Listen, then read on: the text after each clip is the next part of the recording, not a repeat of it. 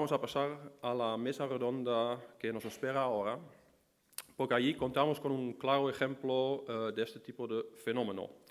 Me refiero a la empresa Irisa Forge y su directora María Lassa Irisa. Es un caso típico de empresa de tamaño medio o pequeño, con igual poca visibilidad, poca atención mediática, pero muy internacionalizada y con una cuota alta de mercado en el nicho preciso que atienden. María es el primer miembro del panel que se encargará de discutir diferentes aspectos que resaltan en el actual informe de competitividad y quiero pedir a los participantes en la mesa redonda que suban al escenario. ¿Quiénes son? Bueno, ya he dicho, la primera es María Lassa, directora de Irisa Forge.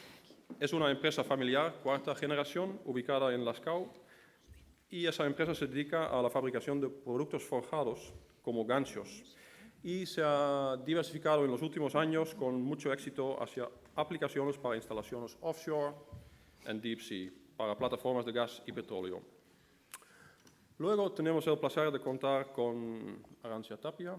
Bueno, Arantxa no necesita mucha más introducción al ser un personaje muy conocido, consejera de Desarrollo Económico y Competitividad en el Gobierno vasco.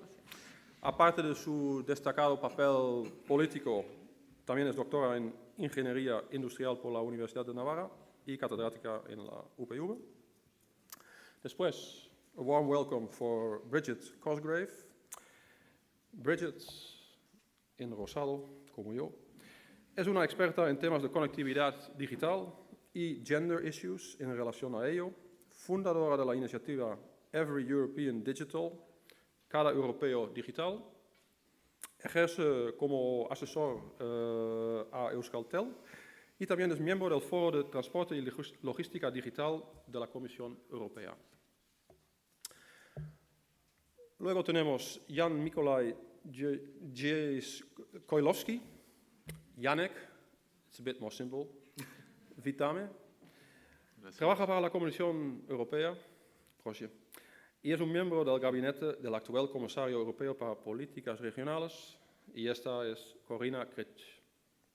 Dentro del DG Regional Policy ha sido responsable durante varios años de las políticas regionales en España y los fondos estructurales en relación a la infraestructura y el medio ambiente. Last but not least, el panel será moderado por mi apreciado colega James Wilson, de Orchestra, que es uno de nuestros máximos expertos en competitividad regional y en políticas de competitividad. James, panel members, floor is yours. Eskerrik asko bat, eta arratsaldeon denoi. Muchas gracias a todos por estar aquí con nosotros y especialmente a nuestros panelistas. Como hemos visto en el informe, en la presentación de María José y de Miquel, el informe refuerza la idea de que no podemos ser condescendientes si queremos alcanzar un crecimiento sostenible. Estamos viendo brotes verdes en la economía, estamos con buenas noticias. El informe refuerza también este argumento, que nuestras empresas son competitivas en gran parte. Hemos visto hoy también algunas cifras que nos muestran que el empleo está en buen camino, entonces los brotes verdes están claros. Pero también el informe refuerza como el argumento de que la crisis nos ha dejado también una legacía de algunas partes de la sociedad, algunas empresas que están todavía vulnerables. Entonces, tenemos un peligro posible de llegar a tener una economía dual, en que algunas partes se salen muy fuerte de la crisis y otras partes tardan más tiempo, etc. Entonces, la idea del panel hoy es un poco de debatir estos retos que enfrentemos en este momento. En este momento está saliendo de una recesión bastante fuerte, durante bastantes años, que estamos todos más positivos, pero en este momento, ¿cuáles son los retos que enfrentemos para asegurarnos que este crecimiento que estamos viendo es capaz de llegarnos a un crecimiento sostenible que nos va a sostener nuestro bienestar por años y años? Y para entender esto, uno de los claves que también ha mostrado el informe es que es crítico entender cómo llegamos a un proceso de transformación productiva. El mundo va cambiando poco a poco, a veces más rápido, a veces más lento, y con esto la industria va cambiando. Y tenemos que ser capaces de entender por qué cambia, cómo cambia y cómo podemos fomentar nuestras respuestas a estos cambios, cómo podemos fomentar mejor la transformación productiva. Y así que el fin de este debate es un poco explorar los retos que enfrentemos en este momento para seguir en este camino. Somos muy afortunados de tener un panel de verdaderos expertos, como ha introducido Bart, y cada uno tiene experiencia y conocimiento bastante diferente. Entonces creo que vamos a tener un debate muy interesante y que va a tocar varios elementos de este debate. Vamos a empezar con una ronda de preguntas relacionadas a ciertas de las conclusiones que habéis visto presentado por María José y Miquel a distintos ponentes, y luego vamos a abrir el debate a preguntas de vosotros, de la audiencia. Con esto en mente, si tenéis preguntas que os surgéis, que queréis preguntar a los panelistas específicas o en general, podéis escribirlos y pasarlos a las personas que están circulando por la aula. También podéis tuitearlos utilizando el hashtag competitividadcpv. Y si todo funciona bien, me van a aparecer aquí en algún momento, pero eso estoy un poco nervioso porque esas cosas no sé si van a funcionar, pero espero que sí. En estos debates ya hemos intercambiado entre el castellano y euskera. Yo no puedo hablar euskera, lo siento, pero voy a también continuar con el costumbre de intercambiar idiomas. The language shouldn't be a barrier in our debates, and so I'm going to switch between English and Spanish, a bit of Spanglish, and our panelists are going to respond in whichever language they feel most comfortable. So you should, if you need to use the headsets, then please do, and we should hopefully have a debate that's not broken up by the language. Primero, entonces, una pregunta dirigida a la consejera Arantxa. Uno de los mensajes claves del informe es que las políticas deberían evolucionar con la estrategia que emerge en el territorio. El Plan de Ciencia, Tecnología e Innovación es el punto de partida del RIS3, el Research and Innovation Strategy for Smart Specialization, que todas las regiones europeas han sometido a la Comisión Europea, y identifica varias prioridades temáticas, etc. Dentro de estas prioridades, y cruzando también estas prioridades, ¿qué rol está jugando ahora la política en fomentar la transformación productiva? En particular, ¿cómo está teniendo lugar este proceso dicho de entrepreneurial discovery? Que todo el mundo habla de un entrepreneurial discovery process, un proceso de descubrimiento emprendedor, pero ¿cómo está teniendo lugar en la práctica y qué políticas están apoyando este proceso? Bueno, yo creo que este proceso de descubrimiento emprendedor, que además tiene un nombre así un tanto divertido, realmente no existe como tal, lo estamos descubriendo según lo vamos haciendo. Yo creo que no existe un proceso que podamos copiar, que podamos decir las mejores prácticas están en tal lugar y lo copiamos, por tanto lo vamos descubriendo paso a paso. Y lo que hemos empezado es por decir, precisamente el año pasado hablábamos de esa transformación productiva, pusimos en marcha, lo que hicimos es mejorar la estrategia que teníamos en manufactura avanzada, en fabricación avanzada. Le introdujimos toda una serie de kits que no estaban introducidas en la estrategia. Lo pusimos desde el diseño muy inicial hasta, vamos a decir, la recuperación de los elementos que salen de un proceso productivo, hasta cómo recuperarlos, cómo introducirlos de nuevo en el proceso. Y una vez diseñada muy bien esa estrategia, que es la estrategia de gobierno, entiendo, lo que tenemos que hacer es aterrizarla, llevarla a procesos concretos, es decir, a lo que hoy hablabais en el informe de competitividad de 2015. Bueno, ¿cómo lo vamos a hacer? ¿Cómo lo vamos a hacer? Pues ayer ya lo que hicimos es poner en marcha un grupo de pilotaje que lo que pretende es precisamente tener en cuenta una parte importante de esa quíntuple hélice que estabais hablando.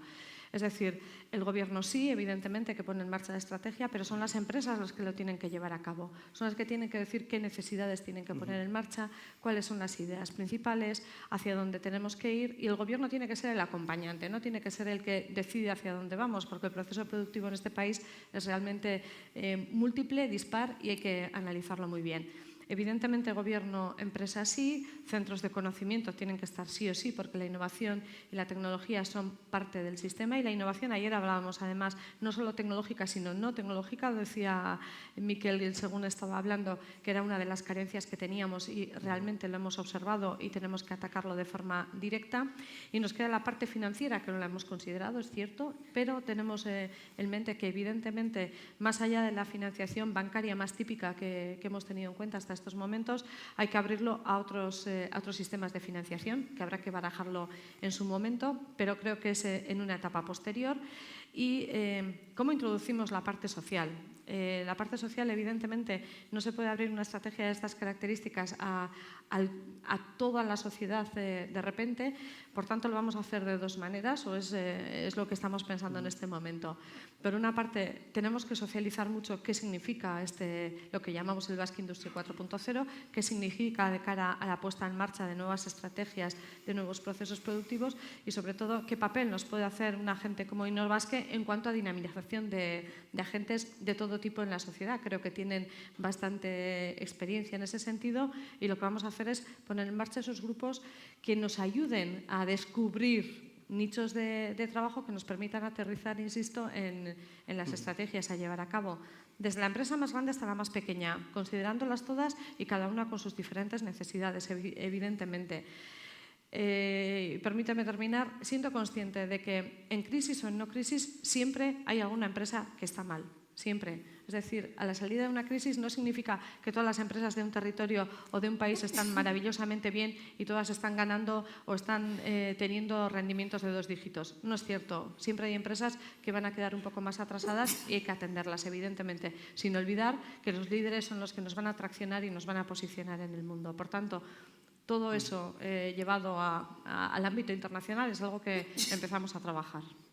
Okay. Y para profundizar un poquito más en los distintos ámbitos que María José y Miquel han mencionado, los 3 ámbitos, y que eran bastante distintos: el biociencia o biosalud, el manufactura avanzada y la energía. ¿Estás viendo desde la política distintos retos en cada uno de estos en términos de este proceso de socialización, etcétera? ¿O ves que son bastante similares los retos que enfrentan cada uno?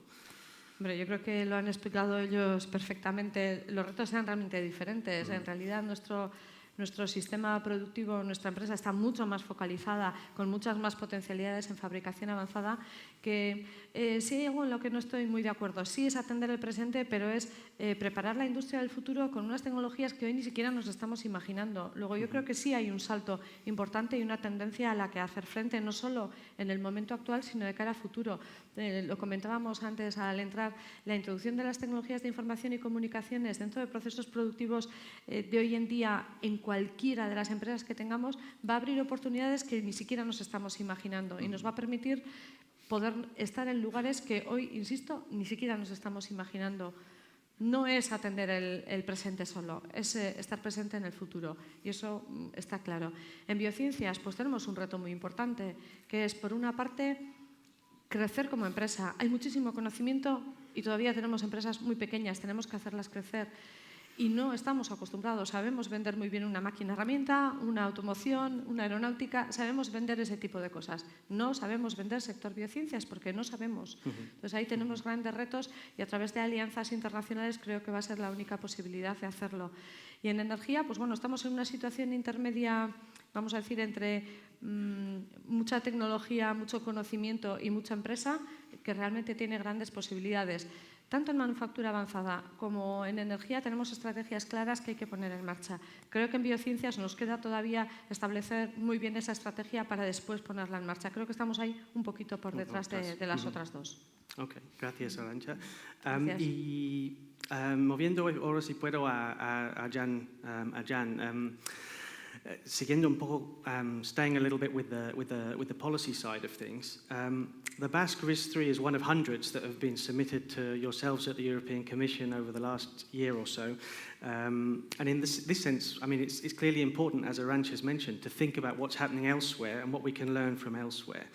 From all of the kind of experiences that you have in viewing what's happening in other regions in the Commission, are there any things that stand out that we could learn from? Any things that you think are really working well in other places in terms of the entrepreneurial discovery process? Any things that you think we shouldn't be doing? Definitely no, this is the wrong way to go about things. Bueno, en primer lugar, voy a contestar en castellano. Perfecto. Creo que con todas las consonantes de mi apellido y mi nombre, creo que puedo competir con varios vascos. He nacido en Buenos Aires, por si no se notó. Ahora bien, muchas gracias ante todo a Orquesta por invitarme y les transmito saludos de parte de Mikel Landavaso, que es mi jefe de gabinete, que por supuesto no pudo venir porque ahora no tiene el País Vasco, sino tiene 28 Estados miembros sobre su cabeza, pero acabo de hablar con él y les saluda a todos muy atentamente. Ahora bien, quisiera dar en primer lugar una pincelada de dónde estamos a escala europea. Estamos hablando de más de 200, en efecto, más de 200 RIS, no todas adoptadas, por cierto, porque hay algunos programas operativos, incluso españoles, que no están aún adoptados. El País Vasco tiene su programa operativo adoptado, pero no es el caso de todos. Pero es cierto que hablamos de más de 200 programas operativos, más de 200 estrategias de distinta calidad. Claro, evidentemente estoy en el País Vasco, estoy en la primera división, para retomar una imagen futbolística. Pero en el gabinete y en Bruselas tenemos varias divisiones y tenemos que velar por la calidad de todas.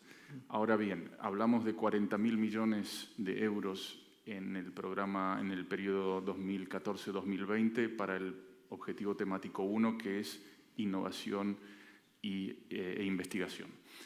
Si juntamos los 4 objetivos temáticos que son los más, digamos, vectores mayores de crecimiento y de empleo, que son las TICs, innovación e investigación, como dije, y energía y apoyo empresarial, estamos hablando de casi 120.000 millones de euros en los próximos 7 años, a escala europea, por supuesto. Esto es para dar una idea. Y el último dato es que España es el tercer país que se beneficia de fondos estructurales y el tercer país que más dinero europeo va a gastar en los próximos años, 4.000 millones de euros en el objetivo temático 1. Eso es para dar una idea de dónde estamos. Ahora, el RIS del País Vasco, evidentemente, forma parte de los mejores a nivel nacional e internacional, europeo también, pero quería decir que, bueno, hay distintos matices. Me parece que en base a la información de la que dispongo, quizá lo que convendría un poco mejorar sería la parte de evaluación y de seguimiento en el RIS. Eso varios profesores, varios expertos lo han subrayado como una asignatura, no digo pendiente, pero algo que se podría mejorar para aprender del pasado y de las actuaciones hasta ahora para poder tomar las decisiones acertadas en el futuro, pero también saber lo que no funcionó y corregir, digamos, el tiro durante la RIS. Porque la RIS es un proceso, no es un plan. Es un proceso que apunta a una transformación económica, como lo has dicho antes. Pero ese proceso, como lo decía la consejera, apunta a tecnologías que no existen quizá de aquí a 3 años. Entonces, el proceso de descubrimiento empresarial es un proceso que en muchísimos casos va a tener que volver a realizarse en 2 o 3 años, porque es preciso reactivar o resetear, digamos, el disco duro. Una última cosa, para no explayarme demasiado, es el componente interregional. el hecho de que la estrategia del País Vasco es una estrategia que identifica 3 prioridades y esas 3 prioridades se encuentran en el 90% de las otras RIS europeas.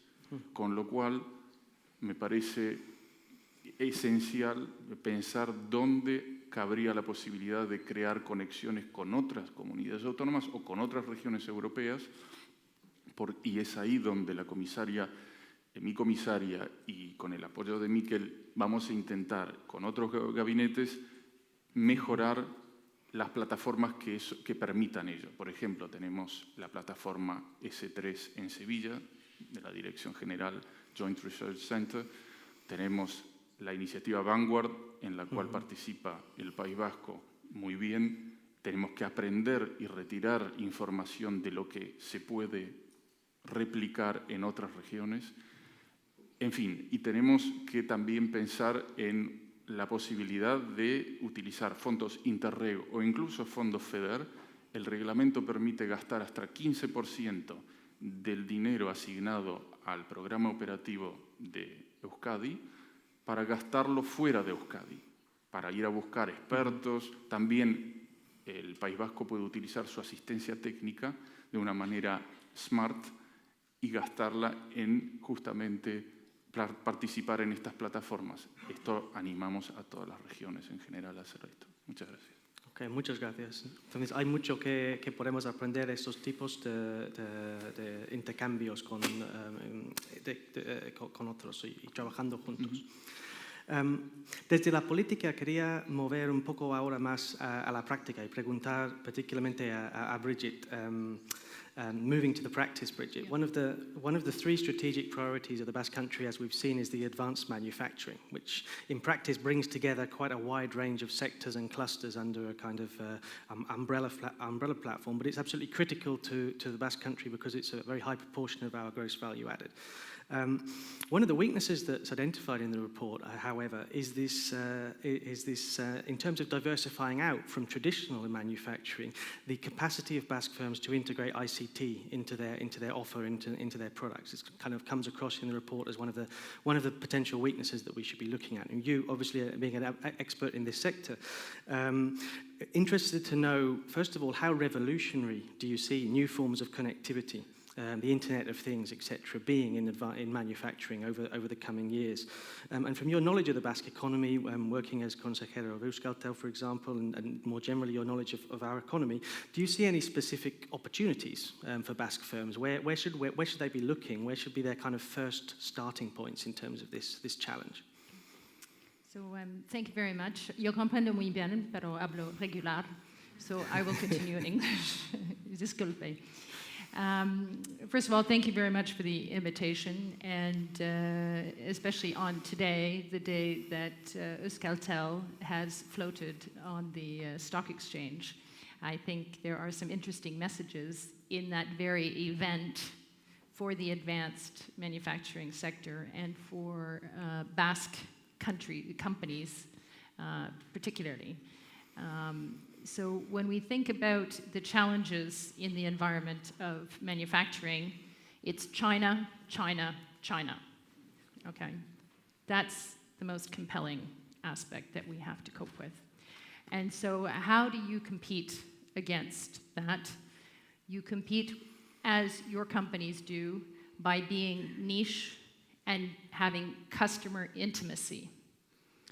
And the beauty of the Internet of Things and the explosion in connectivity that we are experiencing right now is that enhances your ability for customer intimacy. I will explain. Sensors will do for manufacturing industry what iPhones and Facebook have done for teenagers.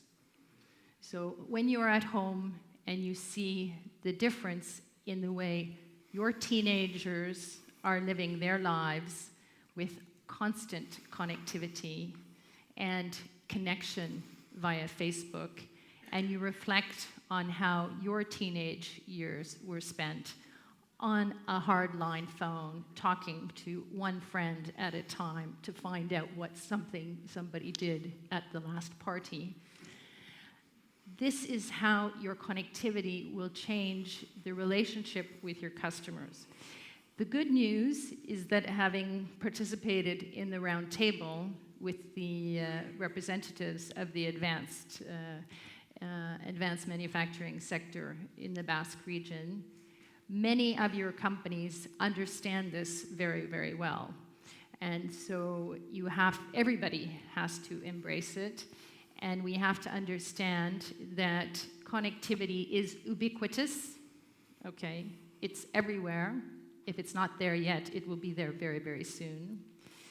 That the data is all interoperable. So the technology we live with today, Internet Protocol, means that image, voice, and raw data is all interoperable. And then the third factor, which is very important, is that it is cheap.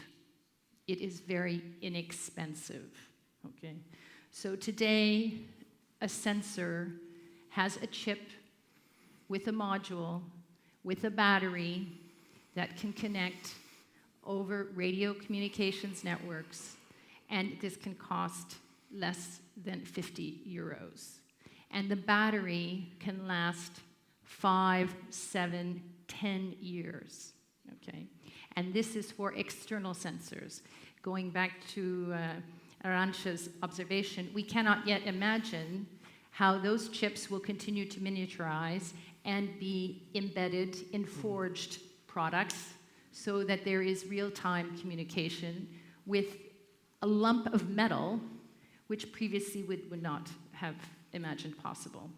So the European Commission is funding very interesting research projects, not for 2G, not for 3G, not for 4G, but for 5G networks, and talking about putting radio communication into cement, radio communication into tarmac, into roads.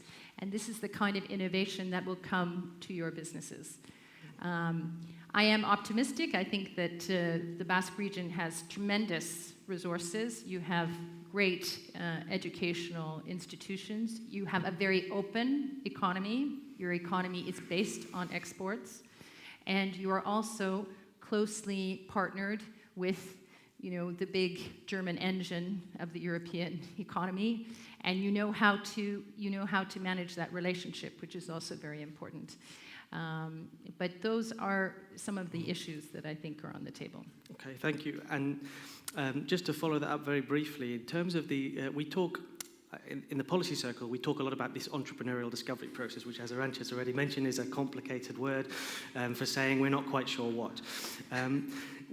Thinking of it in much simpler terms, how do firms in traditional manufacturing make the first steps in terms of moving out of their technological comfort zone, embracing the types of technologies you're talking about?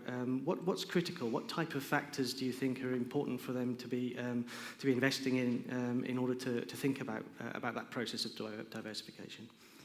Well, this entrepreneurial discovery process, I'm an entrepreneur. It's the first time I heard about this entrepreneurial discovery process. So as an entrepreneur, what you're most interested in is, gaining the first orders and having the cash coming in, so you're not burning cash. And when you're making innovation, that cycle time is very, very important to make it as short as possible. For entrepreneurial activities, the benefit you have, and if we take the automotive sector, which of course is very, very important here in the Basque region, the Mittelstand, or the Basque component manufacturing companies, the automotive parts manufacturing companies, are the companies where the experimentation can come and then go into the bigger machine. But again, that needs it needs fresh ideas. So you need new blood, and you need the good people, but you need also to make the investment. And I think, having read the report, my observation is that the actual R&D spend is too low, and the R&D headcount is too low. And you need really high levels, because that is what will give you the innovative capability to remain competitive. Okay, thanks. And I think continuing with this line of question towards María, otra persona que tiene mucha experiencia en este proceso de diversificación, ya ha mencionado que tu empresa se puede caracterizar como un hidden champion, una empresa que ha sido capaz de evolucionarse desde fabricación de un producto bastante tradicional hacia nuevos mercados, el subsea market, el offshore market, etc. ¿Nos puedes contar algo sobre este proceso? De ¿Cómo habéis llevado a cabo este proceso? ¿Qué procesos llevabais para identificar estas oportunidades y arriesgueros para entrar en estos nuevos niches? Bueno, yo soy María Lasa y represento la cuarta generación tanto de la familia como de la empresa. Se nos conoce por ser fabricantes de ganchos para grúas. Mucha gente nos conoce por eso. Pero yo creo que después de vender y de fabricar tantos ganchos para grúas, uno llega a un punto de inflexión y dice, bueno, estamos condenados para siempre a ser componente de grúa. Tenemos que ir siempre de la mano de la grúa. ¿Qué pasa si no se fabrican más grúas? Era un poco un punto de inflexión. Nuestro producto estrella, el gancho, sirve solo como componente de grúa, solo para izar, solo para levantar cargas, y nos dimos cuenta que no, que sin hacer demasiados estudios de mercado al principio, intuitivamente, que el gancho servía para enganchar. Y una vez enganchada la carga, se movía la carga, levantando, arrastrando, fondeando, de cualquiera de las maneras. Como siempre nos hemos sentido muy cómodos en el nicho de cargas muy pesadas, nos damos cuenta que estas actividades de arrastre, fondeo, se encuentran en el medio marino más que en el medio terrestre. Y nos vamos acercando poco a poco de la grúa industrial, por decirlo así, al medio marino. Y nos damos cuenta que el entorno ya es distinto, los clientes son distintos. Estamos en un medio más hostil, pero nos encontrábamos cómodos porque encontramos nuestro sitio, nuestro nicho, allí donde pensábamos que nuestra propuesta de valor iba a ser valorada. Entonces nos dimos cuenta que ese nuevo nicho que habíamos descubierto requería de mayor sofisticación de lo que veníamos haciendo. Sofisticación a nivel de producto, porque el gancho ya no iba a estar en una grúa, sino que iba a estar en el fondo marino a 4.000 o 5.000 metros de profundidad. No lo iba a manejar una persona, sino un robot. Una serie de sofisticación que nos llevaba a sofisticar el producto, por un lado. Sofisticar también el suministro o el alcance de suministro, el scope of supply. Ya no nos pedían, fabrícame esto. No, diséñamelo, fabrícamelo, ensáyamelo. One-stop shop, le llamo yo. Házmelo todo. Eso conlleva una sofisticación de proceso internamente. Y luego, bueno, una sofisticación organizacional, porque dejamos de ser una organización tradicional con departamentos y demás para organizarnos por proyectos, o grupos multidisciplinares o algo así. Entonces, ese ha sido el cambio, la diversificación. ¿Y en este proceso habías contado con agentes externos de la empresa o era una reflexión totalmente interna de la empresa? Un proceso muy interno. Muy interno. Sí, muy interno, que luego se apoyó con un estudio de mercado, porque no solo con la intuición o con el olfato puedes ir a gastar muchísimo dinero o a invertir muchísimo dinero y arriesgar mucho capital. Hicimos un estudio de mercado y bueno, constató un poco ese olfato, ¿no? Pregunto porque muchas veces hablamos de la importancia de los sistemas de innovación, de tejido, en que y estamos muy afortunados en el País Vasco de tener un sistema muy rico de agentes. Entonces, es interesante saber en este proceso de reflexión muy personal, individual de empresa, hasta qué punto es importante este tejido externo en que se siente la empresa. No tan importante en este particular caso. Pues no sé qué decirte. No todas Bueno. las preguntas tienen respuesta. Bueno, pues voy a otro, que también está surgiendo varias... hay varias preguntas que están llegando bien a mi dispositivo y hay 3 o 4 sobre la cuestión de tamaño que ha destacado en el informe, en la presentación de María José y Miquel. Y bueno, también empiezo igual esta pregunta con María, pero es una pregunta que podemos todos reflexionar y dar una respuesta. ¿De qué importante es el tamaño de la empresa? Has dicho que tu empresa es de 4ª generación familiar. Me imagino que habéis pasado también tensiones de pensar pues, si debemos crecer, cómo debemos crecer, estos tipos de reflexiones. ¿Cómo ves la cuestión de tamaño? Pues yo lo veo un debate muy antiguo. Sí. A nivel global entiendo que un territorio necesita de empresas grandes, pequeñas y medianas, startups, de todo. Pero en nuestro caso en particular, por nuestra forma de ser o por nuestro carácter, tenemos mentalidad de líder, de llegar los primeros, de ser los primeros, no de ser grande. No vamos a por cuota, ¿no? Como los chinos que compran cuota. Cuando compran empresas, compran cuotas de mercado. Nosotros somos más de, pues eso, nos gusta llegar antes que los demás. Sí, de forma natural. Te da esa ventaja. Y no siempre tienes que ser grande para eso, tienes que ser rápido, tienes que ser flexible, tienes que escuchar, tienes que... Bueno, tiene otras cosas. Claro que el tamaño ayuda a conseguir financiación, ayuda a conseguir socios, ayuda. Pero para nosotros no es la clave de nuestra supervivencia a largo plazo. Una de las preguntas, o dos, de hecho, han mencionado Alemania como punto de referencia que se hizo en la presentación del informe también. Ha dicho que en Alemania la empresa sí es más grande, pero no han llevado un proceso de política para apoyar el crecimiento de la empresa. Si nosotros vemos que una debilidad es tener empresas más pequeñas, ¿debemos estar incidiendo desde política sobre esta cuestión? Arantxa, ¿tú tienes alguna reflexión? Bueno, yo primero, por fin, hay alguien que dice alguna otra cosa aparte de lo que es ganar dimensión per se.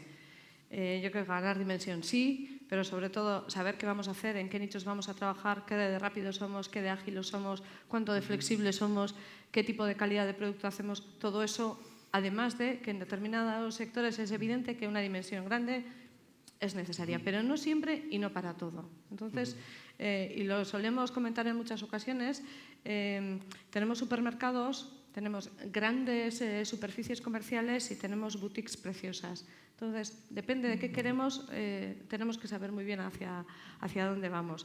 Y realmente, y he hecho un análisis pormenorizado, conste, no hay país en el mundo que tenga una política concreta que se pueda decir vamos a hacer esto para ganar dimensión empresarial. No existe. Hay políticas de acompañamiento y recientemente lo último que he leído es un capítulo de un informe que hace el BBVA que habla de dimensión empresarial, internacionalización e innovación, une los 3 aspectos y, bueno, y analiza una serie de políticas de acompañamiento. Son 10 concretamente y las 10 hoy las hacemos todos, las estamos haciendo. ¿Por dónde pasan? Pues que, por ejemplo, en aspectos de innovación, determinadas empresas que tengan intereses comunes colaboren para llevar adelante un proceso determinado. Imaginemos en TICs. Si queremos introducir una serie de sensores en unas... yo qué sé, en unos temas de forja, ¿cómo lo vamos a hacer? ¿Qué procesos hay que llevar a cabo? Bueno, pues vamos a unirnos unos cuantos para llevar adelante una investigación de una cierta dimensión que realmente nos lleve a dar un salto cualitativo. Si queremos internacionalizarnos, ¿con quién lo hacemos? ¿Qué socios nos buscamos? ¿Cómo podemos salir dentro de una cadena de valor?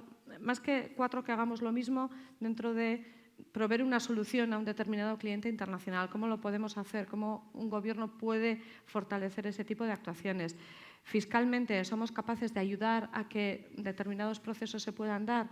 Por ejemplo, en una salida a bolsa, ¿ayudamos a que eso sea más factible? En la toma de participación de trabajadores en una empresa, en la participación de capital, ¿ayudamos fiscalmente? En procesos de relevo generacional de empresas, ¿qué tenemos que hacer? Pero son todo políticas de ayuda y de colaboración a determinadas decisiones que se han tomado ya. Cuando decimos tenemos que establecer políticas que ayuden a concentración empresarial. Muy bien. ¿Y cuáles son? ¿Y cuáles son? ¿Qué hago? Como gobierno, como consejera, llamo a 4 de ustedes y les digo, creo que ustedes 4 se deben fusionar. No tiene sentido.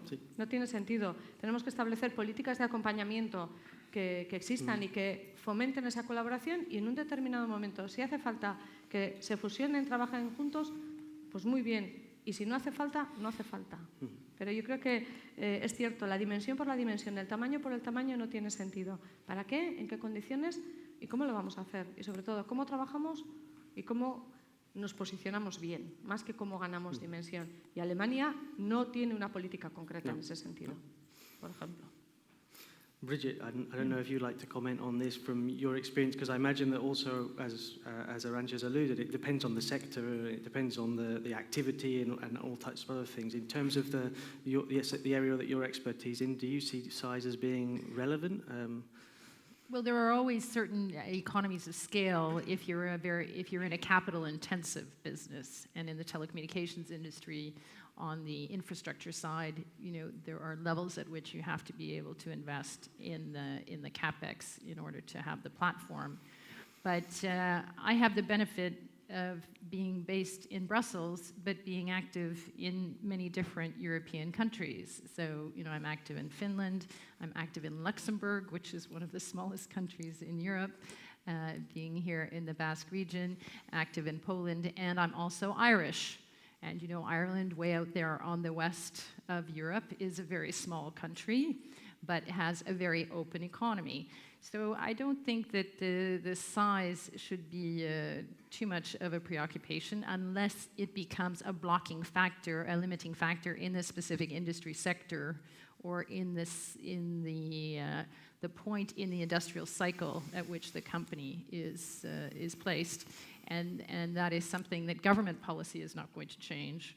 That is something that business strategy and the leadership of the company has to look at and then decide, what are the actions that need to be taken in order to take it to the next level, either through, acquisitions, investments, or exit. Because if you are subscale and you're in an industry where you're not going to make it, then there's no point in carrying on.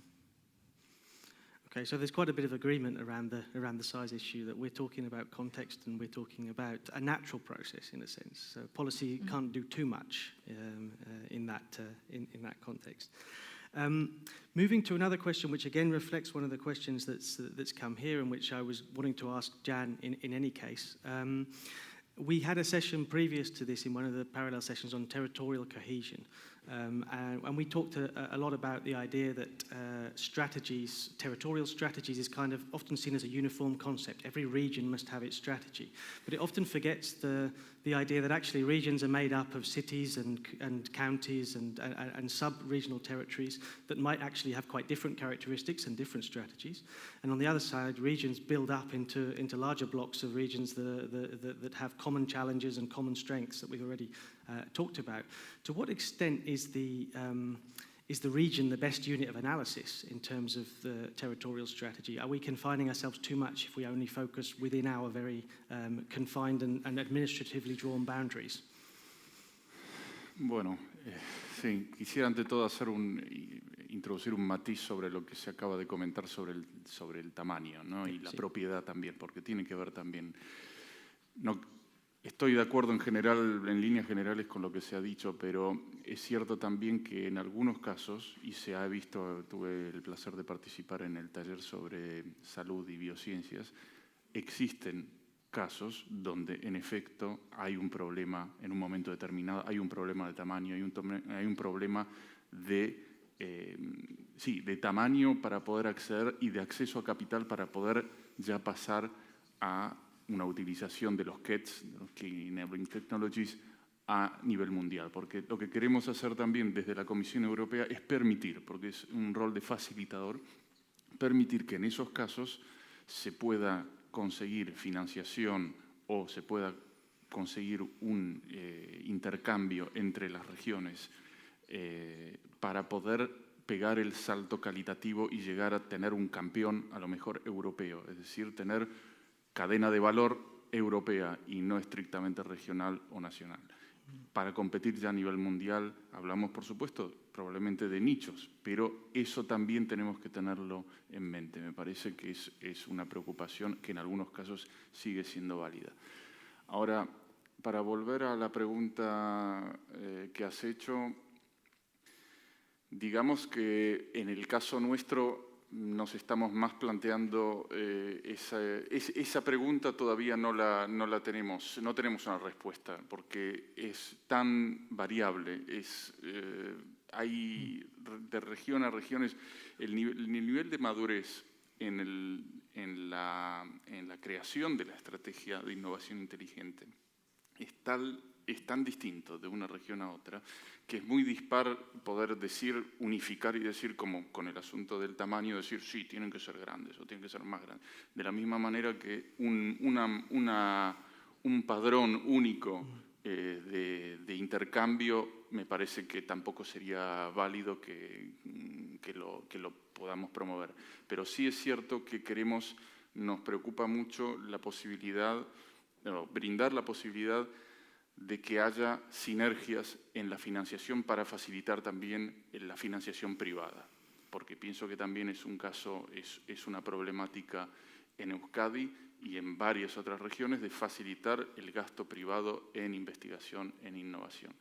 Y en ese sentido pienso que la utilización, facilitar, y es en eso que estamos trabajando actualmente, facilitar que los fondos FEDER puedan ser utilizados de forma secuencial o simultánea con los fondos de Horizonte 2020. Eso es un tema que queremos pasar a una velocidad superior. ¿Cómo entrar en el plan Juncker? También estamos trabajando con el Banco Europeo de Inversiones para ver cómo nuestros fondos FEDER pueden participar a un nivel de riesgo X o Y junto a el capital, a las garantías que va a aportar el fondo del presidente Juncker. También, y España es el primer país que ha firmado la iniciativa PYME.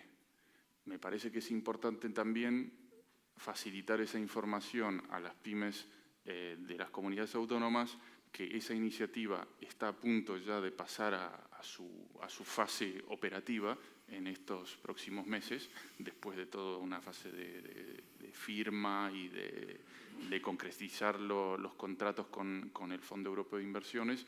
Me parece que también es importante ver cómo se hace el pooling, ¿no es cierto?, entre las diferentes fuentes de financiación, ya sean regionales, ya sean nacionales, ya sean, en fin.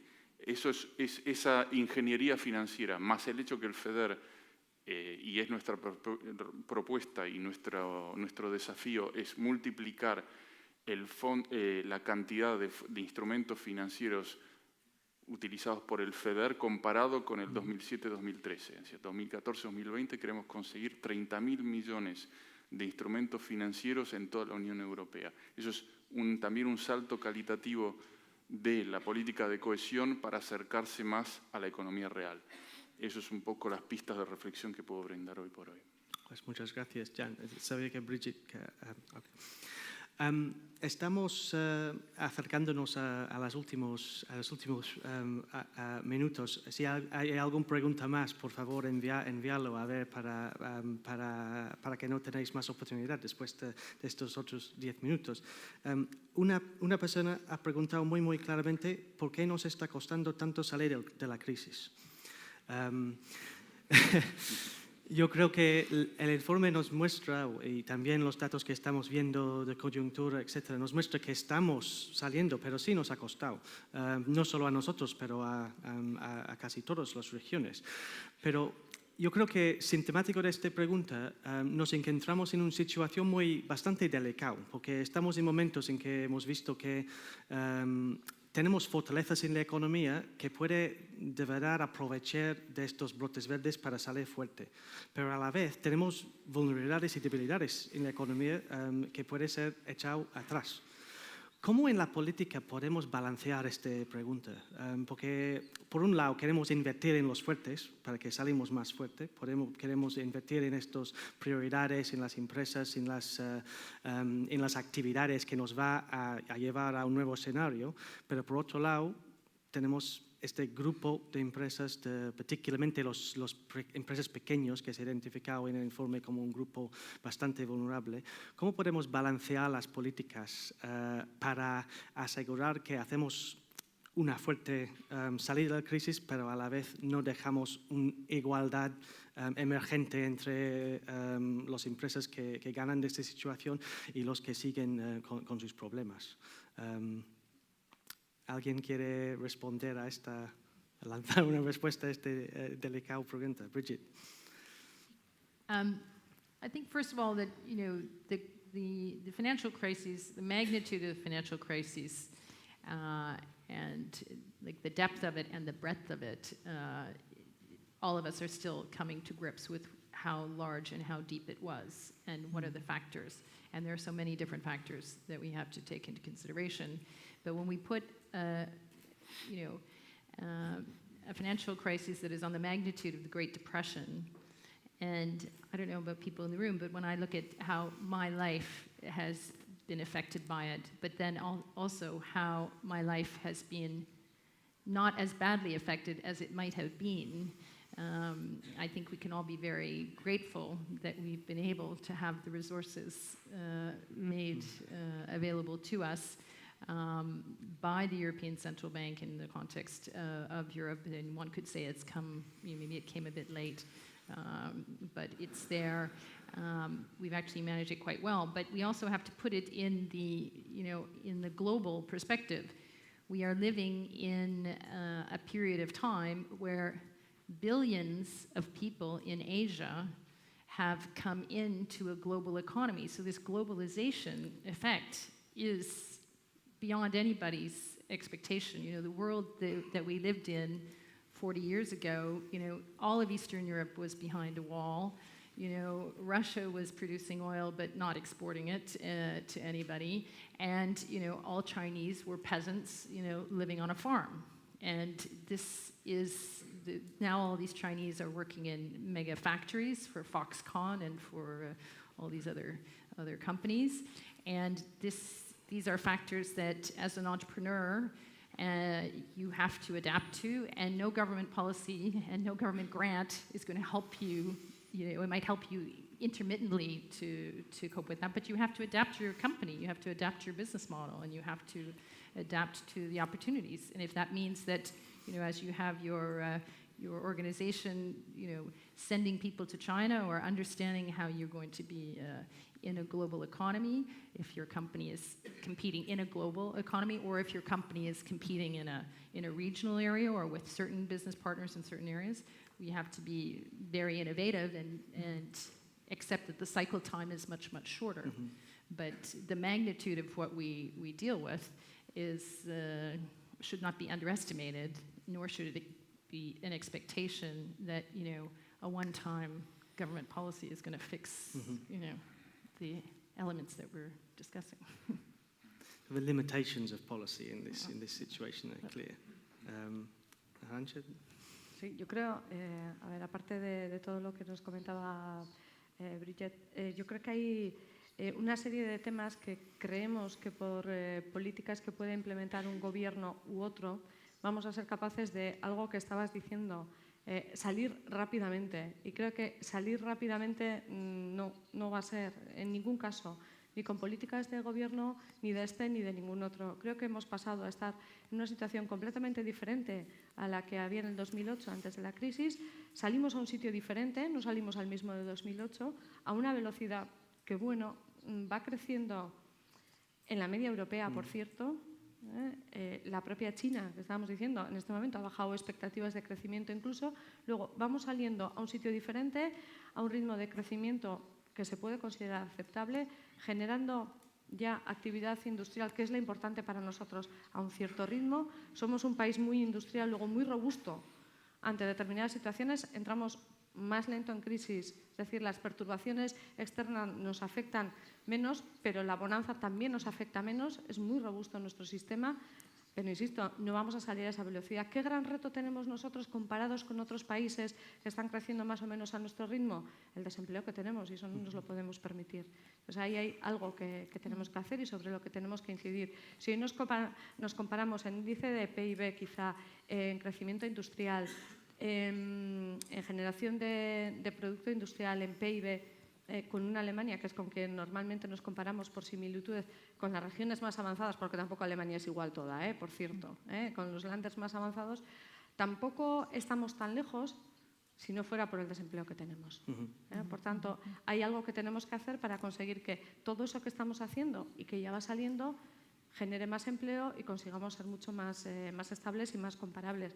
Y eso pasa por muchas actividades que tenemos que empezar a hacer en grandes, en pequeñas y en micro pymes, evidentemente. E insisto, algunas van a tener problemas hoy y pasado mañana y tenemos que atenderlas muy una a una también, como se estaba diciendo, porque los problemas de cada una de ellas son realmente diferentes y no se pueden atender con políticas globales.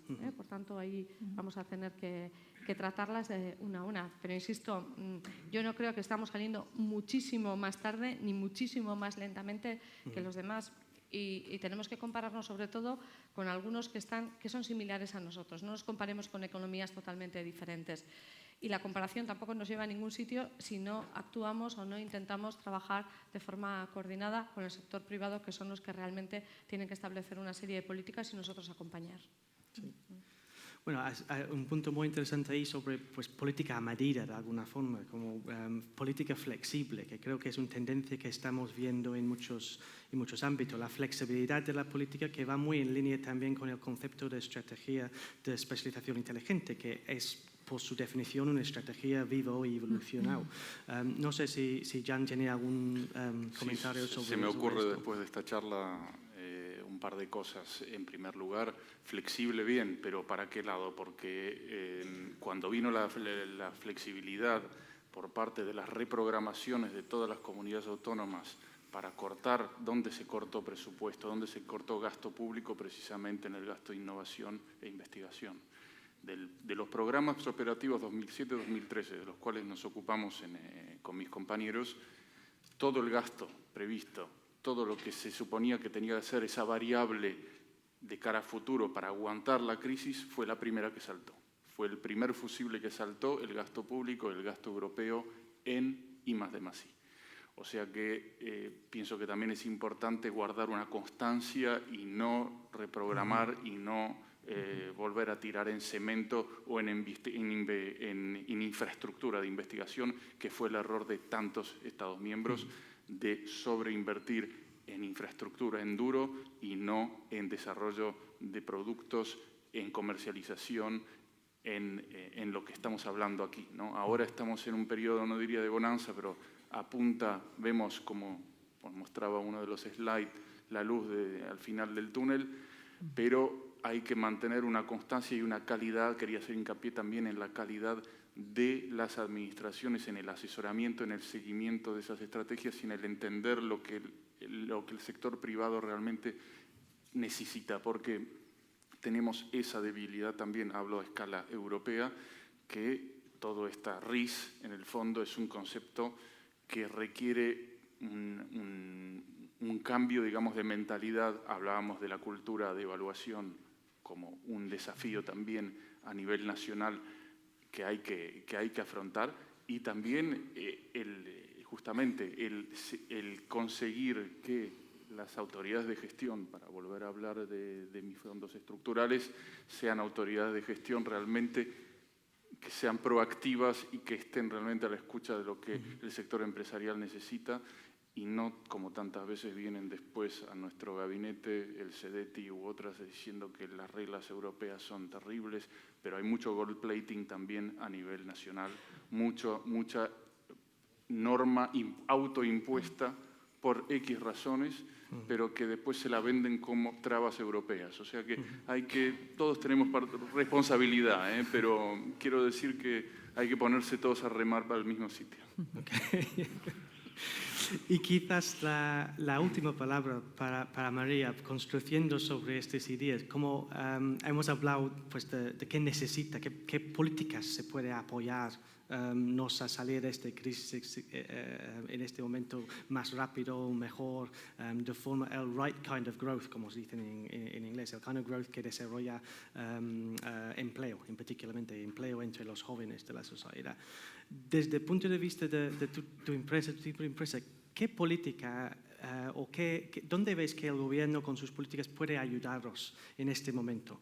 En este momento en que vais pues, empezando a crecer mercados, quizás, etc. ¿Dónde veis necesidades? ¿Hay algún hueco que veis que necesita? Pues yo me gustaría que el gobierno nos enfocáramos en apoyar este. Una pregunta muy difícil, lo sé, pero... Bueno, no sé qué contestar, pero bueno. Os oigo comparándonos con Alemania, comparándonos con que si entramos en la crisis, salimos de la crisis. Yo creo que ni entramos, ni salimos, ni nada. Tenemos un nuevo escenario en el cual tenemos que saber jugar. El escenario ha cambiado. Ahí está el nivel de adaptación de cada empresa. Y el hecho de ser flexible, llámale pequeño, si quieres, pues bueno, igual te adaptas antes que los demás, que es uno de los factores, puede ser uno de los factores de éxito de una empresa pequeña en comparación a otra mayor, si tiene una competencia multinacional, por ejemplo. De hecho, sé de varias multinacionales que están creando comunidades de negocio más pequeñas para ir a niche markets y ser más ágiles, ser más... Por eso digo que, retomando el tema del tamaño, el tamaño es relativo, totalmente. Puedo ser como la edad, quiero decir, soy joven para morir, soy mayor para tener hijos, quiero decir, es relativo y puedo tener exceso de tamaño para este nicho de mercado, puedo ser pequeño para un mercado global, claro, depende a dónde quiera ir. Y para eso las echecolanas son importantes, el a dónde quiero ir, con qué vehículo y qué compañeros me acompañan en este viaje. Son un poco las echecolanas que hay que hacer. En ese proceso de saber hacia dónde voy, con qué vehículo y con quiénes viajo, sí que las herramientas pueden venir muy bien para abrir un poco los ojos y tomar esas decisiones estratégicas, sin duda. Okay. Muchas gracias a todos del panel y a vosotros para las varias preguntas. Y lo da el mano a Bart.